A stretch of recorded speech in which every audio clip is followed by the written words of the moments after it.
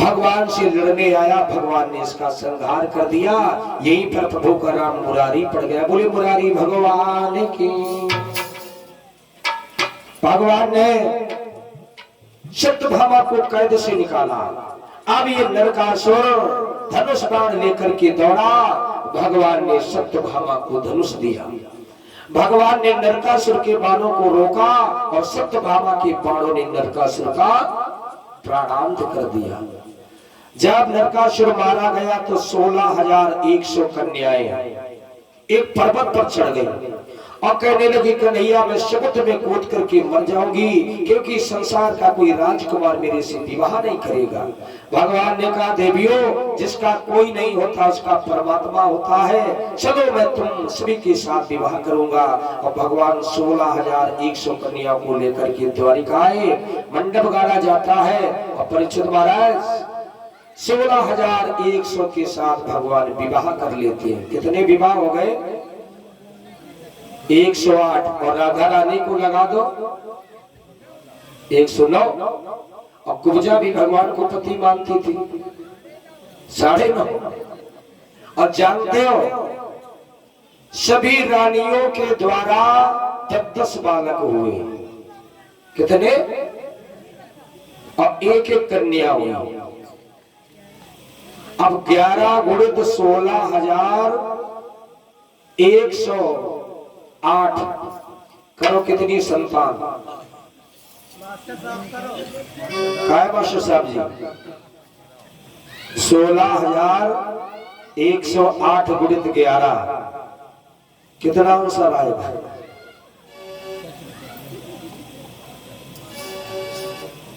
लगभग 1,61,000 से भी ज्यादा।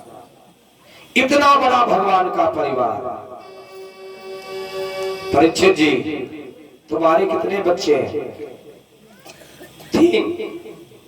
और 3 बच्चों की परवरिश करने में सब कुछ लग गया। और भगवान का इतना बड़ा परिवार। और भगवान को क्या कहा जाता है? कृष्णस्य योगेश्वरः। भगवान योगेश्वर है। नारद बाबा को शंका हो गई कि हमें कोई योगी नहीं कहता, भगवान को सब योगेश्वरा कहते। ला भगवान की परीक्षा ले।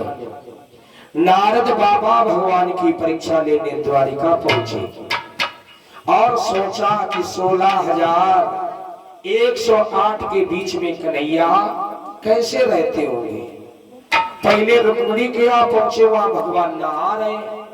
भगवान ने नारद बाबा से कहा, नारद बाबा आओ बैठो। नारद बाबा ने कहा, प्रभु रुको अभी मैं आ रहा हूँ। जामवंती के घर गए भगवान, वहां जल चढ़ा रहे हैं। इधर देखते तो नहा रहे, उधर देखते तो जल चढ़ा रहे। सत्यभामा के यहाँ गए, वहां भगवान भोजन कर रहे हैं। आगे पितृविंदा के यहाँ गए, वहां भगवान बच्चों को धनुर्विद्या सिखा रहे हैं। कहने का मतलब 16,108 पटरानियों के पास जा जाकर बाबा नारद ने देखा, कहीं भगवान सो रहे हैं, कहीं धनुर्विद्या सिखा रहे हैं, कहीं भगवान भागवत कथा सुना रहे हैं, कहीं वेद सुना रहे हैं। अब नारद बाबा समझ गए कि एक बार तो हमने परीक्षा ली, बंदर बना दिए, और बाकी बार लुखड़िया न बना दे। महाराज गए और चरणों पर गिर पड़े, प्रभु माफ कर दो। भगवान ने कहा, नारद क्या हुआ?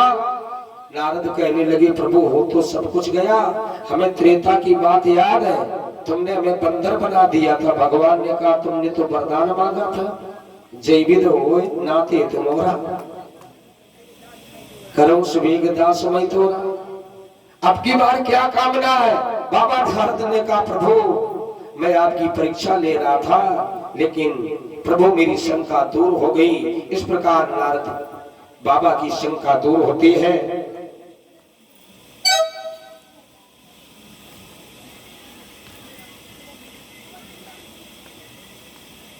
और ये हमारे भैया श्री कल्लू दूधिया जी, भैया प्रसाद ले लो। आदरणीय कल्लू दूधिया जी, ये फल भी ले लो।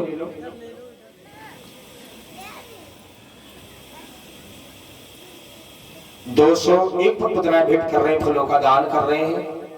और हमारे कल्लू भैया ने हमारे जितने 11-12 लोग हैं सभी को जी भर के दूध पिलाया। संध्या के समय बाल्टी भर के ले आते हैं और जिसकी जितनी इच्छा होती है। ऐसे दान वीरों के लिए कहना है प्रभु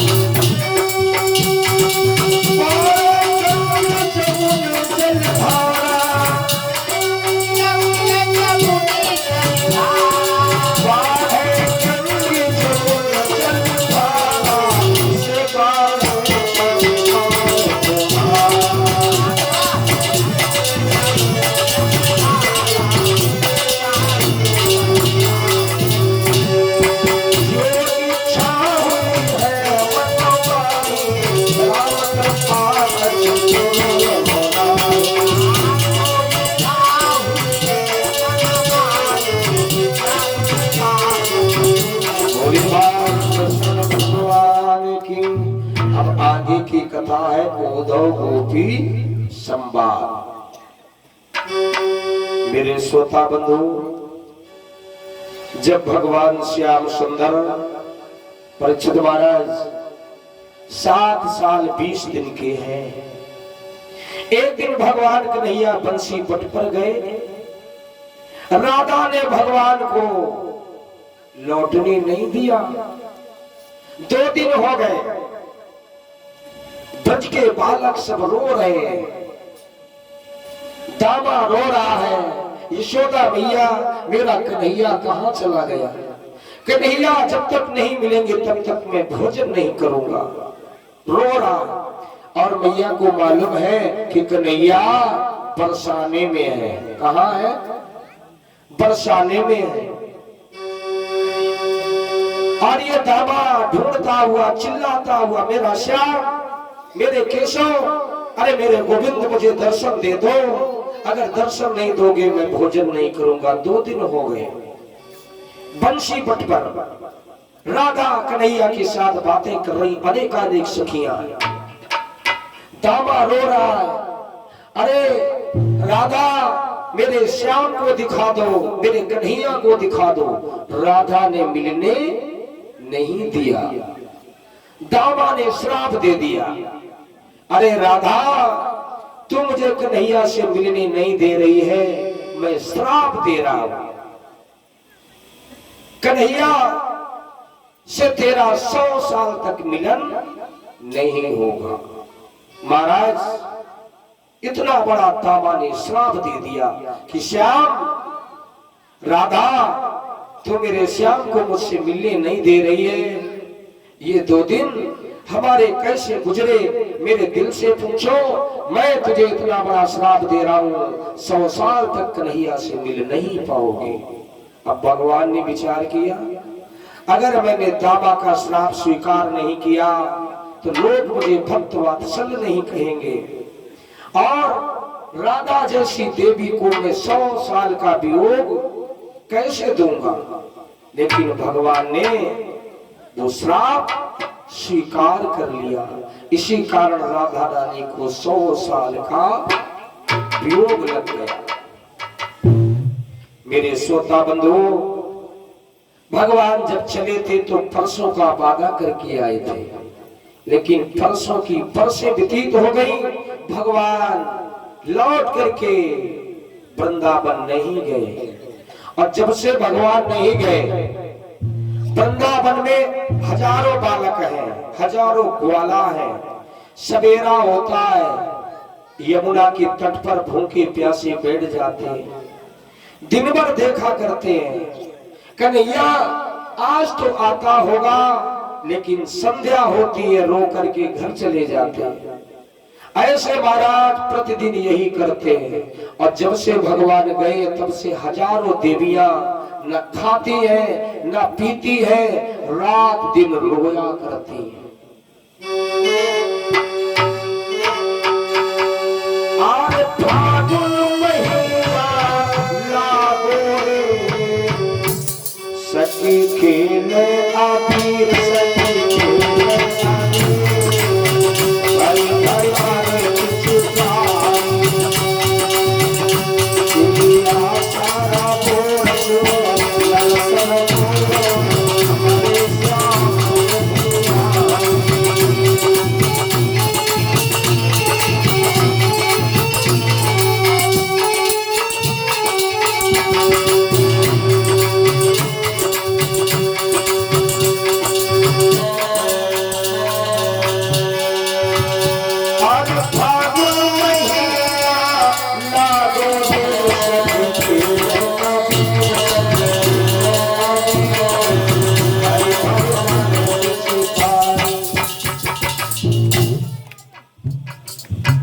और भैया सुनील कुमार यादव इक्यावन का मुद्रा भेंट कर रहे हैं। परीक्षित जी प्रसाद दे दो बेटा, प्रसाद ले लो।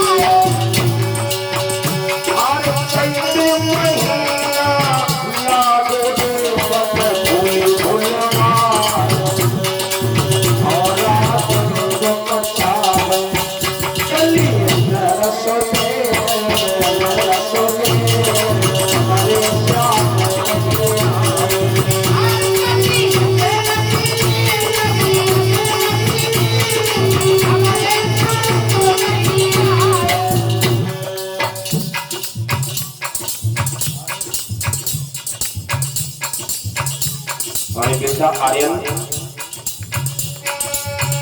101 का मुद्रा भेंट कर रहे हैं। नारायणपुर को साधवा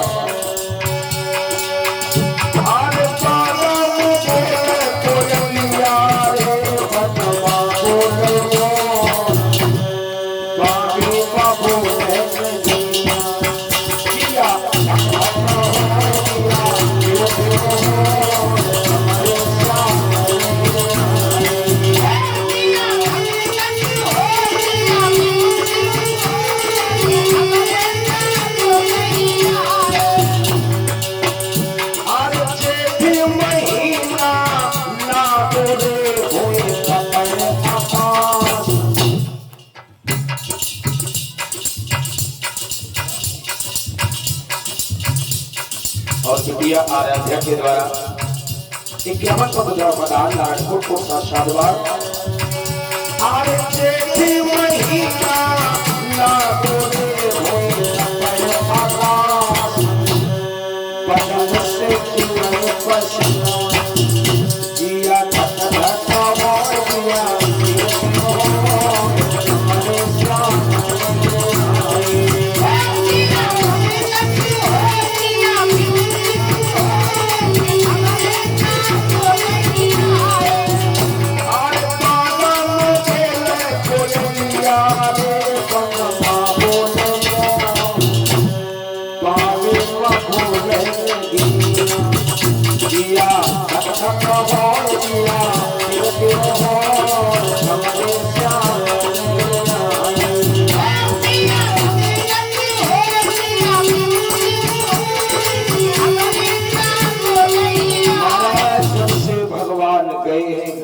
न पानी पीती है, न भोजन करती है, रात दिन रोया करती है।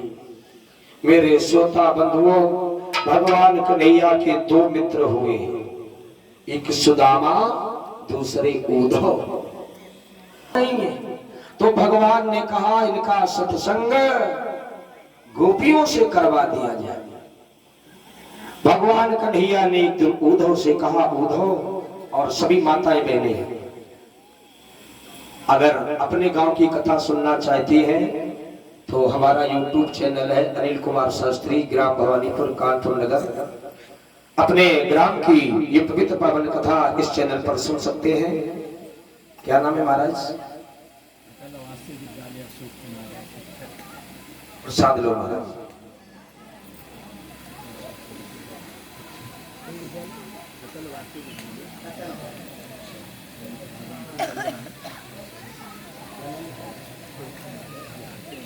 और ये अशोक कुमार जी विदर्भ देश, अशोक कुमार जी हमारे बिहार से पधारे हैं। ये जो पास में विद्यालय है, यहाँ ये शिक्षण का कार्य करते हैं। इनके द्वारा द्वारिकाधीश कन्हैया की चरणारविंद में 201 मुद्राओं का दान हुआ है। नारायण कोट साधुवाद।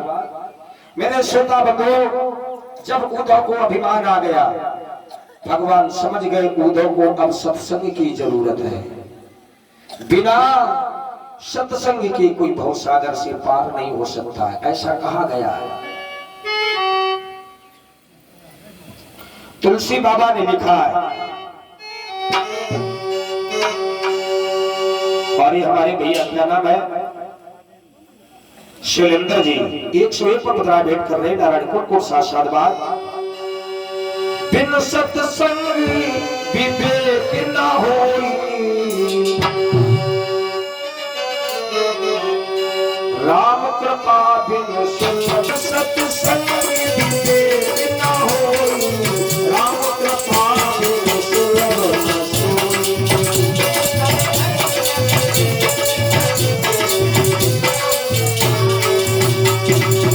उद्धव बहुत विद्वान है, विवेकशील है, लेकिन बिना सत्संग के अधूरे हैं। और हमारे गपचरापुर में तो जाने कितने सत्संगी हैं। मेरे श्रोता बंधुओं, सत्संग रोज सभी करते हैं। सत्संग सारे जीवन पर, कुछ भक्त सारे जीवन भर सत्संग करेंगे, लेकिन सत्संग की कोई बात अपने जीवन में नहीं उतारते। और कुछ लोग एक ही बार सत्संग करते हैं और अपने जीवन में वो बात उतार लेते हैं। माने ये नहीं रखता है आपने सत्संग कितना किया, माने ये रहता है कि आपने सत्संग को अपने जीवन में कितना उतारा। आप 24 घंटा सत्संग करें और घरे आए, पत्नी को गरियाए, लड़कों को गाली दे, तो महाराज सत्संग का माने क्या हुआ? सत्संग चाहे एक बार करो, लेकिन सत्संग को अपने जीवन में जो उतार लेता है वो महाराज सतमार्गी हो जाता है। भगवान की शरणागति में रहने वाले उद्धव को बहुत अभिमान आ गया कि दुनिया में मेरे समान कोई विद्वान नहीं है। उद्धव ने भगवान से कहा, प्रभु भगवान की माया का प्रभाव विद्वानों पर नहीं पड़ता है। एक दिन भगवान कन्हैया ने उद्धव से कहा, उद्धव चले जाओ, हमारा पत्र लेकर के वृंदावन चले जाओ।